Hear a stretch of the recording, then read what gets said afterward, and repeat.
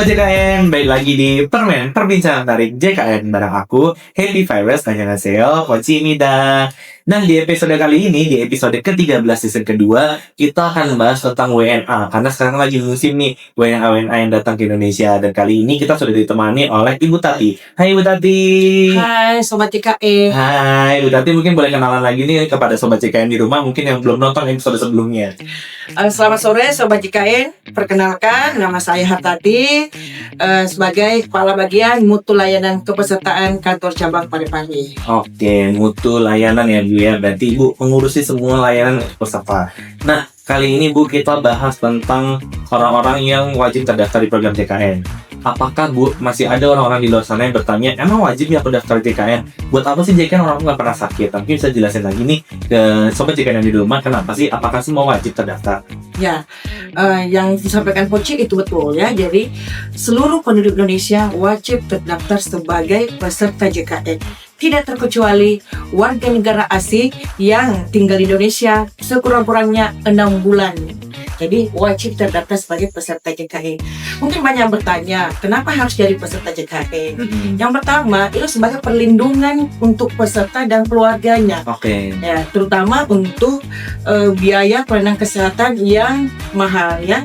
Jadi yang penyakit-penyakit yang kronis ataupun penyakit-penyakit yang berbiaya mahal.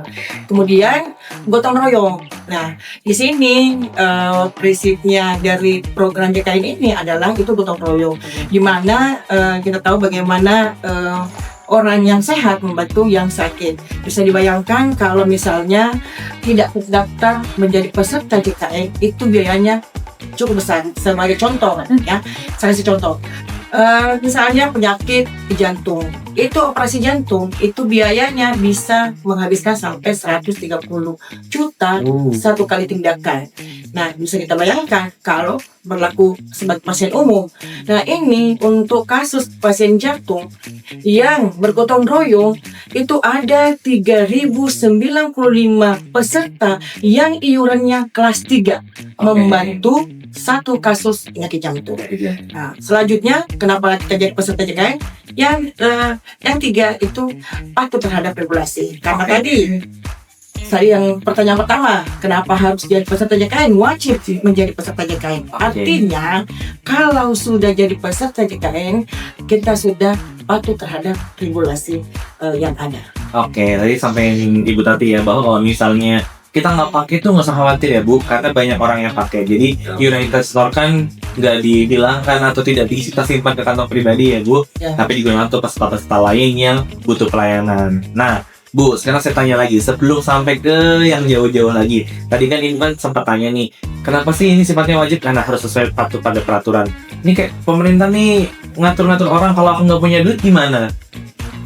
Ada yang ditanggung oleh pemerintah. Jadi ada dua jenis kepesertaan.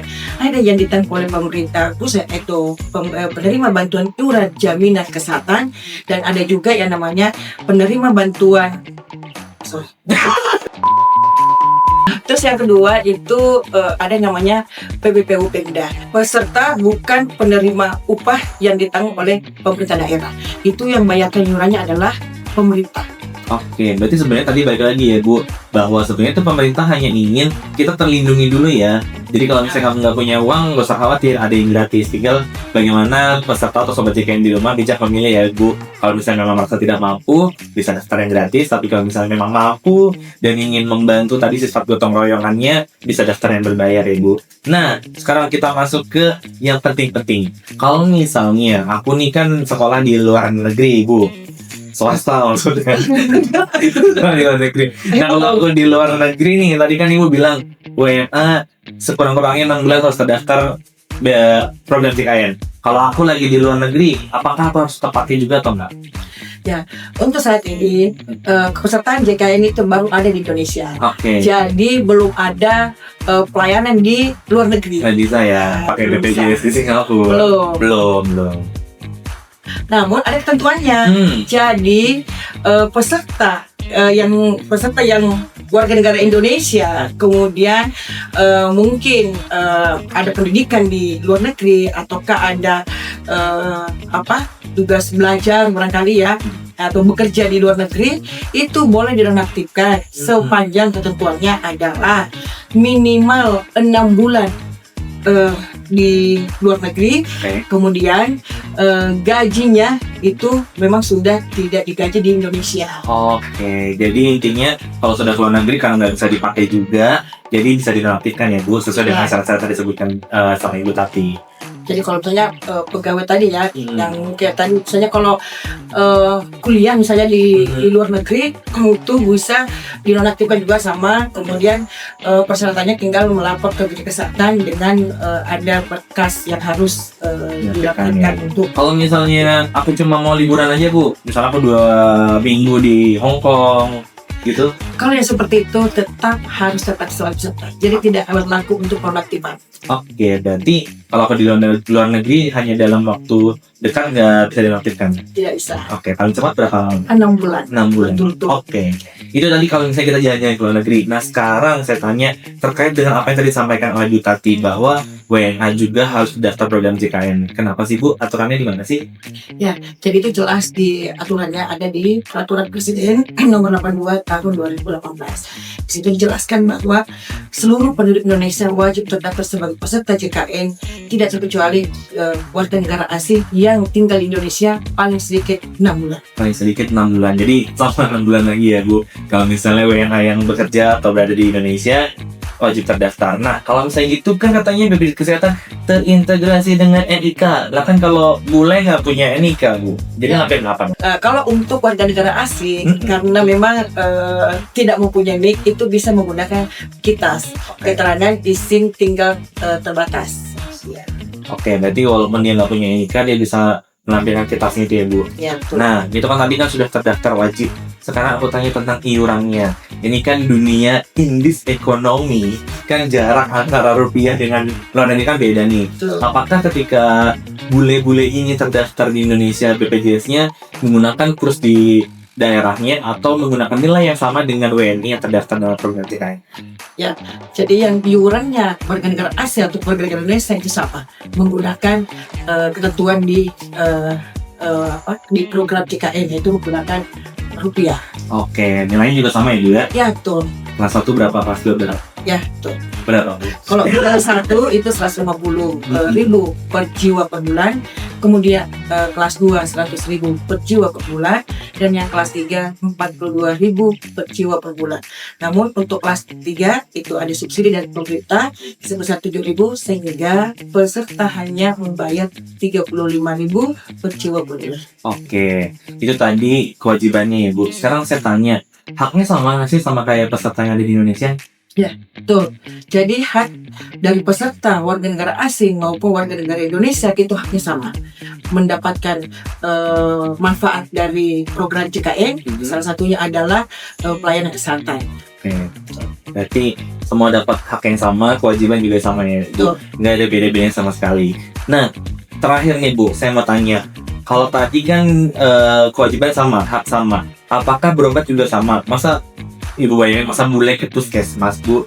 Mungkin bisa dijelasin Bu, apa ada perlakuan khusus bule itu bisa langsung ke rumah sakit atau gimana? Ketentuan di program JKN itu tidak ada perbedaan antara jenis atau segmen kepesertaan, itu sama. Jadi apakah itu bule atau warga negara Indonesia, itu wajib terdaftar di fasilitas kesehatan pertama.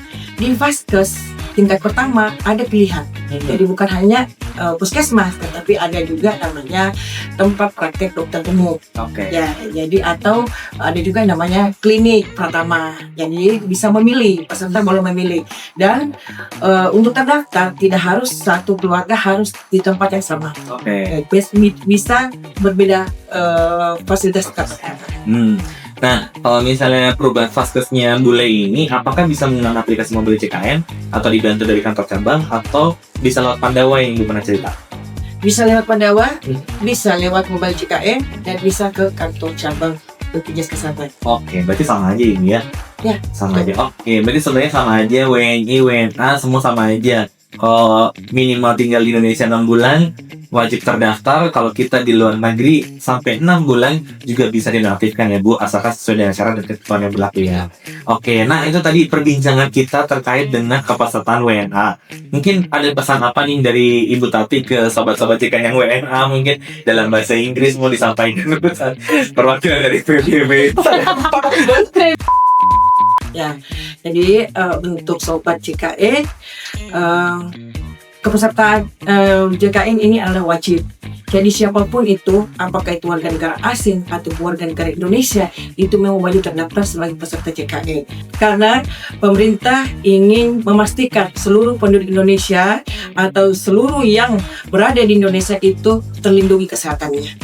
Oke, itu tadi ya Bu, closing statementnya. Penting banget tuh tadi kata Bu Tati, semua harus terdaftar supaya terlindungi ya Bu. Apalagi tadi disampaikan di awal bahwa sekarang tarif rumah sakit itu semakin mahal, pengobatan semakin mahal, dan penyakit degeneratif kronis katanya mulai bergeser ke usia muda ya Bu ya. Tuh, Oke. seperti contohnya.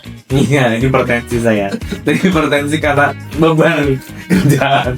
Oke, itu tadi Sobat JKN materi apa namanya materi. Itu tadi Sobat JKN apa yang sudah disampaikan dari Bu Tati, penting banget untuk kita semua, untuk tadi bertanya-tanya ngapain kita daftar program JKN, iuran kita dipakai untuk apa. Tadi sudah dijawab sama Bu Tati semua. Kalau misalnya Sobat JKN lupa, bisa balik ke menit yang ada di menit-menit awal di sini. Dan kalau misalnya ada pertanyaan atau mau request pertanyaan materi apa atau pembahasan apa yang akan dibawakan berikutnya, bisa sertakan di kolom komentar atau bisa DM di sosial media dari Kantor BPJS Kesehatan Cabang Parepare. Sekian untuk episode kali ini. Sampai ketemu lagi di episode berikutnya. Terima kasih Bu Tati sudah mampir. Bye-bye.